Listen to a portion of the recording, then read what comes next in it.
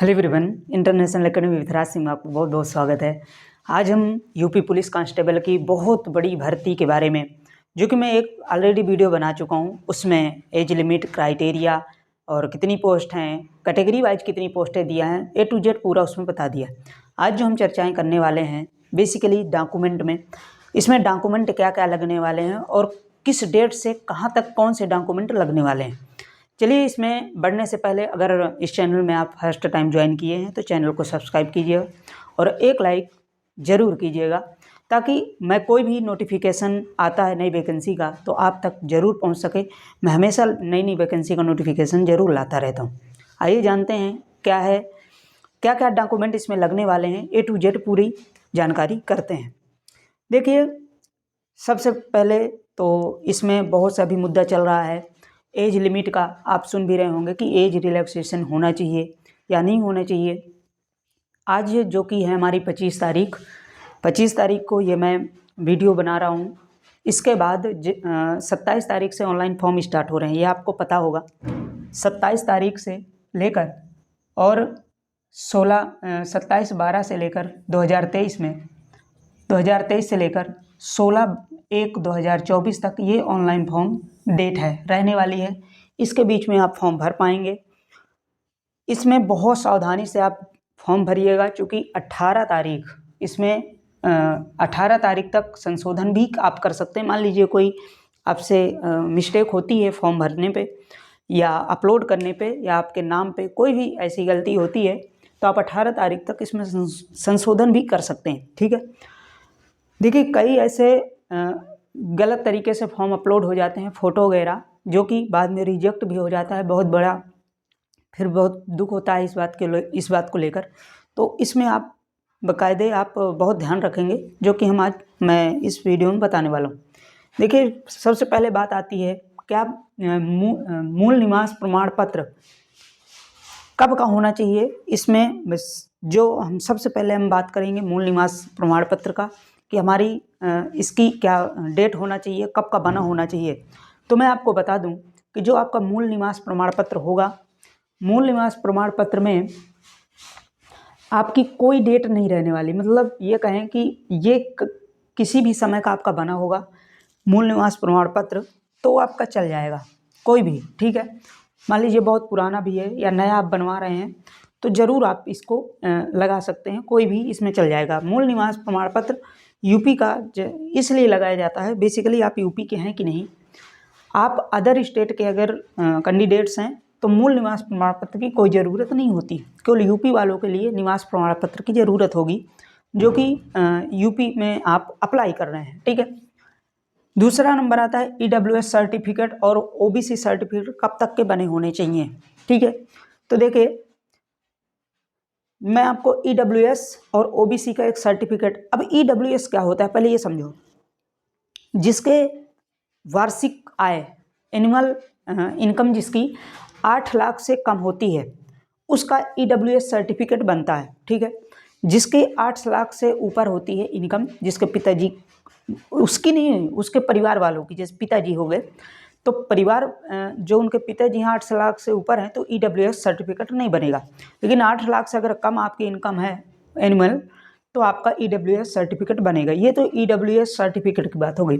अब ये EWS या OBC सर्टिफिकेट, जिसको आप कास्ट सर्टिफिकेट कहते हैं, जाति प्रमाण पत्र, ये कब का होना चाहिए। तो इसके लिए डेट निर्धारित कर दी गई है आपका 1 अप्रैल 2023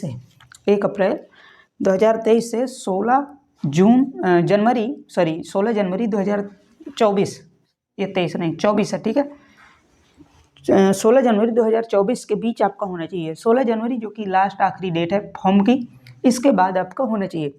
कई इसमें आ रहे थे कि application date, last date form की बढ़ेगी कि नहीं बढ़ेगी। तो मेरा तो मानना ये है, मुझे तो ऐसा क्यों लग रहा है कि ये डेट बढ़ने वाली है, क्योंकि देखिए बहुत से ऐसे कैंडिडेट हैं। अभी तो देखिए बहुत से याचिका वगैरह भी दायर हो गई हैं, जो कि कंप्लेन वगैरह भी चल रहे हैं एज रिलैक्सेशन को लेकर।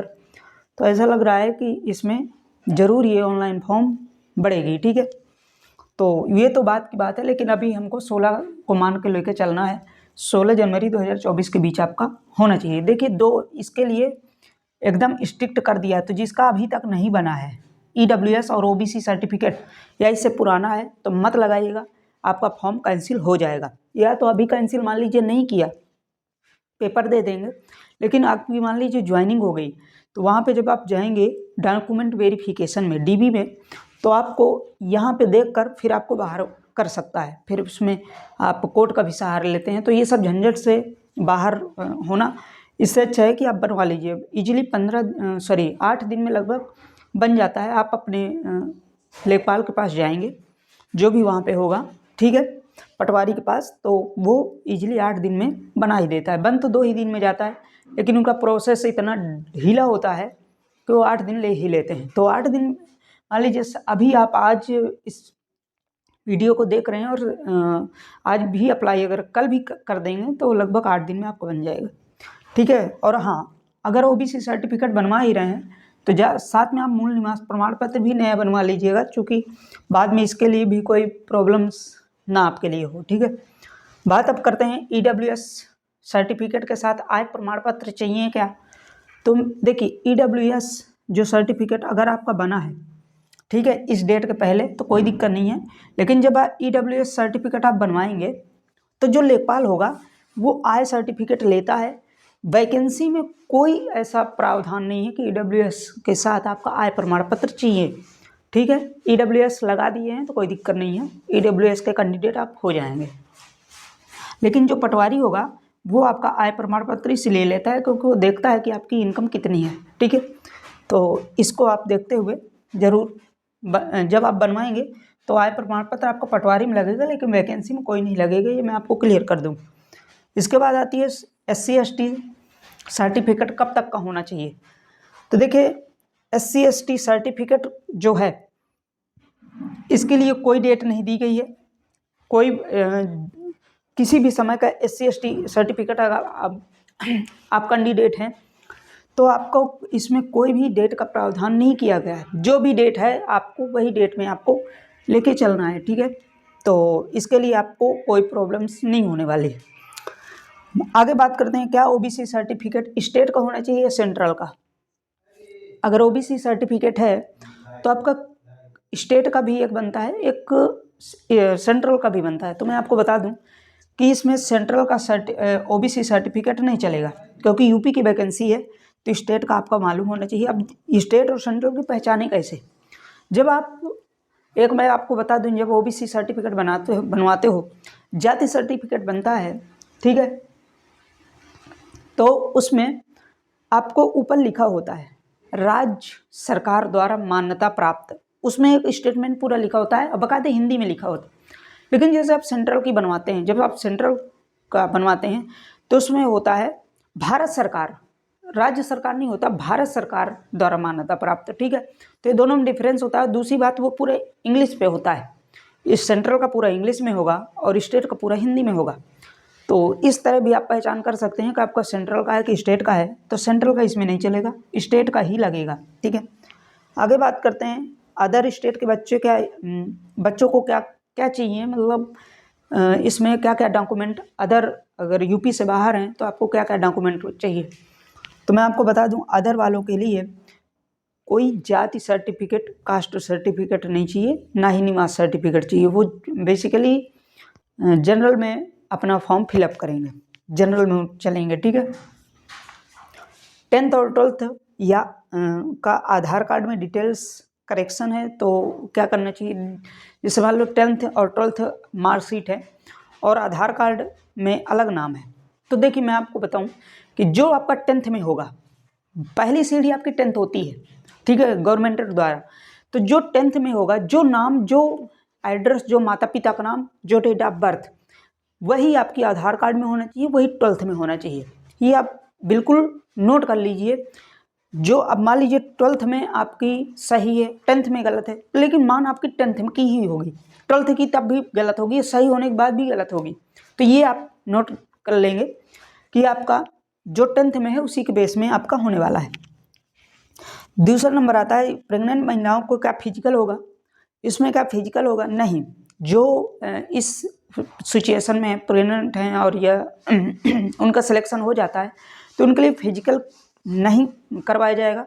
उनको जो डॉक्टर से इलाज करवाएंगे या जो डॉक्टर को दिखाएंगे वो उनसे एक सर्टिफिकेट या कहें अप्रूवल चाहिए मेडिकल में, गवर्नमेंट डॉक्टर द्वारा उनको अप्रूव करना होगा कि हाँ ये हैं इस स्थिति में, तब उनको कोई नहीं, कुछ भी नहीं उनको देना पड़े, कुछ भी फिजिकल उनका नहीं होगा।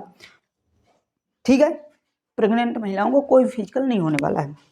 तीसरा नेक्स्ट ऑप्शन पॉइंट आता है कि शादीशुदा महिलाओं का डॉक्यूमेंट कहाँ का चाहिए, अपने जो हस्बैंड का यहाँ रहती हैं या माता जो पिता के यहाँ का।